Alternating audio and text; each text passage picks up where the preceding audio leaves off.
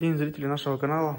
Сегодня к нам приехал автомобиль Kia Optima G4 ND, мотор 2-литровый, с проблемой стука и масложора.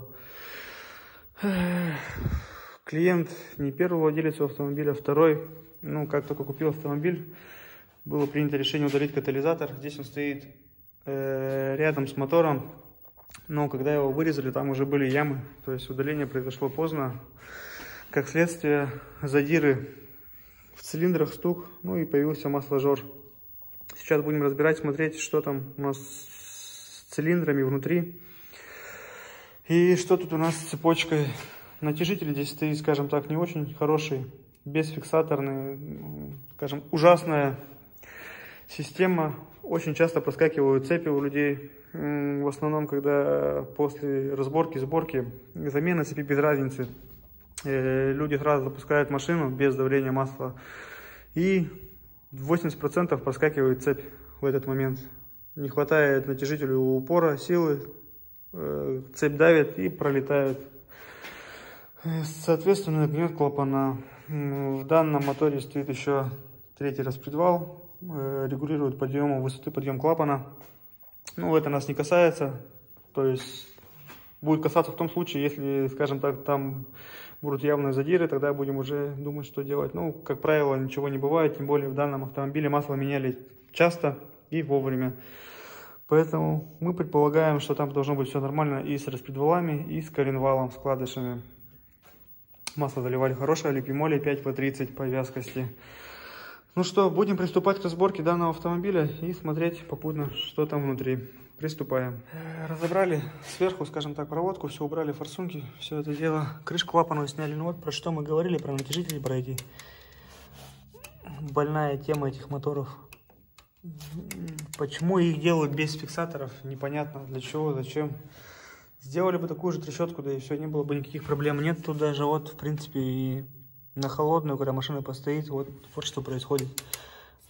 Валы сбегаются и, пожалуйста, цепь провисает. А естественно, когда полностью мотор сухой, после сборки там и замены цепи, когда масла в каналах нет, естественно, она еще, скажем так, больше-то болтается, болтанка у нее. Поэтому тут нужно сначала прокачивать давление масла, а потом запускать автомобиль, дабы не проскочила цепь. А то были такие уже претенденты, знаем, привозили головки к нам в ремонт, меняли клапана. А так, в принципе, мотор внутри чистенький. Видно, что масло меняли вовремя, никакого нагара, налета, ничего нет. Продолжаем разборку. Сняли ГБЦ. В принципе, вот они, причины стука на холодную. Плохо видно. Нет, вот так вот видно. Руками хорошо чувствуется, поэтому на горячем особо-то его не было слышно. Но пальцами прям чувствуется хорошо. Поршня там 100% задранная. Но не успела, так скажем, хорошо задрать, чтобы из стенки цилиндров, как на КДшных моторах. Человек вовремя приехал на ремонт. Сейчас будем доставать блок, разбирать, смотреть, что там с коленвалом, с вкладышами. Подозреваем, что все должно быть нормально там. Опять же, о качестве запчастей, даже оригинальных, заводских. Как это вообще можно так делать? То есть, как герметик нанесен. На вид очень странно. Также на новой прокладке это все выглядит. Да ладно, бог с ним, это уже не изменить. Будем сейчас доставать блоки, разбирать. Осталось маленько, приступаем. Брали мотор. По коленвалу вопросов вообще никаких нет. То есть вкладыши все хорошо, кроме шатунных. Их под замену, как обычно. Нам казалось, что здесь должны уже были стоять с обоих сторон с тефлоновым покрытием. Но нет, здесь нижний с тефлоновым, верхний обычный. По цилиндрам задиры не такие большие, но они есть. Вот они, видно их. По поршневой тоже самое. То есть стерла юбки буквально. И только-только пошли эти задиры. Только-только.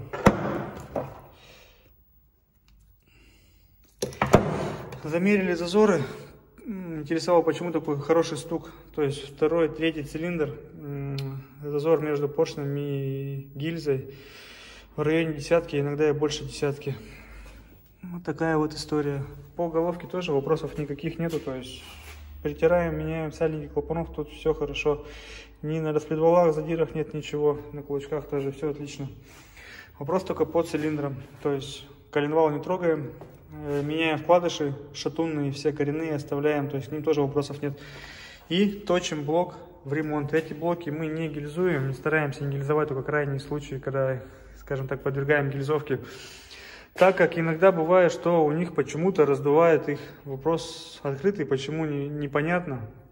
Но вот бывает такое. То есть, дабы избежать этого, ставим ремонтные поршня 0,5 автовелт. И, скажем так, все благополучно собираем, и машина ездит. Поршня ремонтные только автовелтовские ставим, потому что, скажем так, они, бывает, попадают не очень, ну, как бы стараемся, отбираем, все замеряем по кругу эти поршневую. Есть гораздо дешевле поршневая ремонтная эти моторы, там название очень похоже на Кобельшмидт, но не Кобельшмидт. Скажем так, их не ставим, они дешевле, там раза в два, наверное, ну, качество исполнения хуже, поэтому сразу отсеиваем. Ставим автовелт на данные автомобили. Ну, что и будем делать с этой машиной. Поршня у нас есть по наличию, прокладки есть. Вот единственный вопрос с вкладышами. Вкладыши здесь стоят подгруппы ГД, то есть будем заказывать их. Как придут, замерим, вставим в шатуны, замерим на всякий случай. Потому что бывает всякое с нашими запчастями, которые сейчас продают, хоть и оригинал. Дабы удостовериться и спать спокойно, замерим все зазоры, чтобы все было хорошо. И потом после этого только будем собирать. Так, ну на этом видео заканчиваем, я думаю. То есть все, блок у нас поехал на росточку сегодня. Заказываем вкладыши, ждем вкладыши. Подготовили все к сборке Kia Optima, получается, все отмыто, все комплектующие. Осталось только поршня перепрессовать. Ну, на данных автомоторах у них, скажем так, все полегче делается, чем на тетах. На тетах садится на горячую, а здесь топора стоят буквально там пару минут, и новые поршни уже стоят. Зажали вкладыши новые, промерили все это дело. Все хорошо по зазорам. Заказали самые толстые. Поэтому 4 сотки в среднем зазор на шатунных вкладышах есть. Коренные не меняли там, потому что не требуют замены, только требовалось шатунные. Масляный насос разбирали, смотрели, то есть там тоже все хорошо. Есть потертости, но незначительно. Сейчас будем укладывать коленвал, потом запрессовывать поршневую. Тут, в принципе, маленько все же опять полегче сделано, не как вот это, то есть здесь бугеля с полуподдоном, с плитой сделано, то есть уже меньше работы все это делать. Ну и поддон, то есть тут как-то так. Приступаем к сборке блока. Так, ну что, собрали шорт-блок, готов к установке, поршневая, поддон, ну, все готово. Сейчас прикручиваем крюки и ставим мотор на место. Тут все подготовлено, коробка поддомкрачена. Поршневая в данном случае, как я говорил, автовелтовская. Эти блоки нежелательно гильзовать. Возможно, бывают такие случаи, что их раздувает цилиндры после гильзовки, поэтому гильзуем только крайние случаи. Данные блоки, либо когда уже точно 0,5 приезжают к нам, уже были такие случаи, что после ремонта опять задирает, но чаще всего это проблема с шатунами на данных моторах. Переделывали, тогда да, гильзуем. А так нет, первый ремонт лучше точить, это не тета. Тету гильзуем, а эти точим в ремонт. Так, ну что, все, в принципе-то у нас все здесь очищено. Уже подготовлено, чтобы на месте это все не дравить. Приступаем к установке блока на место. Подготовили все к установке ГБЦ, защиты и крепления выпускного коллектора не ставим. После установки ГБЦ, так как ставим головку с пустым коллектором, и это все мешается, неудобно. Поставим, потом уже все это дело привернем. Поверхность обезжирена, сейчас будем ложить прокладку. Головка у нас, клапана притерты, сальники заменены. Так, ну, видно, да, новые стоят. Все это дело забыли снять, конечно, как делали, но ничего страшного, там ничего такого нет, в принципе, пробег небольшой у машины, поэтому все хорошо. Притерли, раковин нигде нет ни на седлах, ни на клапанах, сальники заменили, хотя были более-менее, в принципе, мягкие, сальники и заводские. Катализатор был уже удален, то есть заварено, стоит резонатор. По поводу данных моторов хотели сказать, Форсунки на них тоже не стоят. Интересно, что у нас кулибины говорят по этому поводу. Наверное, тоже любители говорят, надо ставить форсунки. Обязательно. Охлаждения не хватает, т.д. Мне искренне жаль тех людей, которые ставят на эти моторы форсунки хозяев. Так как на данных автомобилях практически, скажем так, ну, нет проблем с задирами. Здесь задиры появляются тогда, когда рассыпается каталик. А так, если убрать каталик, эти моторы будут ходить, в принципе, и с одним нюансом. У них любят западать кольца. То есть масложор появляется и западание колец. И, соответственно, если ставить форсунки на данные моторы, то, скажем так, кольца и так кое-как справляются, скажем так, без форсунок со снятием масла. Ставишь форсунки, естественно, это будет все коксоваться быстрее. Здесь они не нужны. То есть, почему эти моторы не задирают? Скажем так, они ушли от той проблемы. Там проблема была в маленьком зазоре тепловом между поршнем и гильзой. Здесь они сделали его гораздо больше. То есть этой проблемы теперь нет, но появилась проблема западания колец. Ладно, хоть от задиров избавили. Так что, ну, как бы, форсунки сюда ставить не надо. Это не турбомотор, еще раз говорю. И по поводу масла необходимо заливать сюда также жидкие. Густые масла сюда не подходят. Густые масла также приводят, скажем так, к ускоренному закоксованию всех этих масляных колец маслосъемных. Плюс здесь стоят гидрокомпенсаторы, естественно, они не предназначены для густого масла. Просто не предназначены. Скажем так, будете заливать густое масло, у вас в скором времени выйдут из строя компенсаторы. Здесь также необходимо жидкое масло, поэтому выбор за вами. То есть ставить сюда форсунки при ремонте, не ставить, заливать густое масло, не заливать. То есть густое масло будет также убивать этот мотор. Не нужно сюда его заливать. И форсунки здесь также не нужны. Иначе, как бы, задиров здесь и так нет, но появится, скажем так, еще быстрее проблема залегания масляных колец. Если хотите менять масляные кольца там раз в 30-40 тысяч, то ставьте и ездите. Будете менять, только почаще разбирать мотор. Поменяли кольца, дальше поехали. Это при условии того, что удалили катализатор, так как он здесь стоит прямо на головке, ну, скажем так, вплотную к мотору. Засосать его очень быстро это все происходит, если он начинает рассыпаться. Так что заливайте сюда качественные масла, заливайте сюда качественный бензин, и эти моторы, в принципе, будут ходить. Удаляйте катализатор. Ну что, приступаем к установке ГБЦ. Тянули головку, поставили верхнюю плиту с третьим распредвалом, так сказать. Его не разбирали, то есть мыли чисто, исключительно очистителем, чтобы, скажем так, махом высыхало все это дело, не ржавело, не разбирая его. Химией, водой его не стали мыть, опасно, чтобы нигде ничего не заклинивало, не подклинивало. Только очиститель и продули все хорошо компрессором.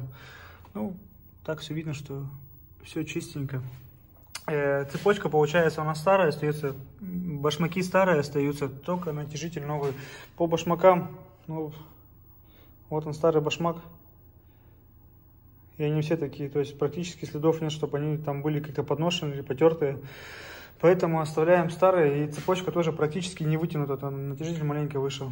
Поэтому только натяжитель, так как на данных машинах это проблема. Бывает, цепи скачут только так из-за натяжителя. Ну а так в целом все, продолжаем сборку. Запустили автомобиль, первый запуск не стали, ну вот он первый запуск, не стали показывать, как запускали, так как на данном автомобиле сначала нужно прокачать давление масла, а потом запускать. То есть свечи выворачиваешь, холостую крутишь, форсунки отцепляешь, чтобы не лили. Пока давление не пойдет с перерывами. Давление пошло, чтобы цепочка не проскочила. Все, заворачиваем свечи, подцепляем форсунки, машина с полпинка заводится. Антифриз тоже не через сюда заливаем, а через верхний патрубок, чтобы быстрее машину прогреть, прокачать. Через сюда заливать или воздушить и очень долго прокачивать. Вот так, в принципе, машина работает ровно, тихо, никаких посторонних стуков, ничего нет. Маленько слышно компенсаторы, но это нормально для данных моторов. Сейчас будем прогревать, смотреть, чтобы ничего нигде не бежало, не капало. Ставить защиты, ставить колесо и отпускать автомобиль. Что я хочу сказать еще по поводу данных моторов. Эти моторы гораздо хуже, чем КДшные. КДшные, это хоть гильзуешь и знаешь, что они будут ходить, ходить. А у этих моторов, скажем так, само качество алюминия в блоке не очень-таки хорошее. То есть очень мягкий алюминий. Поэтому в любом случае эти моторы там 500 тысяч не отходят, это точно, там 400-500 навряд ли. Хотя под такси они ходят. В любом случае может начаться, скажем так, расход масла. Если поставить форсунки, то он точно начнется и начнется очень быстро. Без форсунок, здесь форсунки опять же не нужны, я говорил уже про это дело. Никаким боком они здесь не нужны, эти форсунки. Без форсунок этот мотор нормально будет ходить. Главное менять вовремя масло, заливать качественный бензин и смотреть за радиаторами, все-таки, чтобы машина работала не на пределе своих температурных возможностей. Ну а так, в принципе, все. Прогреваем, он уже порог пошел, все обгорает от выпускного коллектора. Прогреваем, ставим колесо и отпускаем автомобиль. До свидания.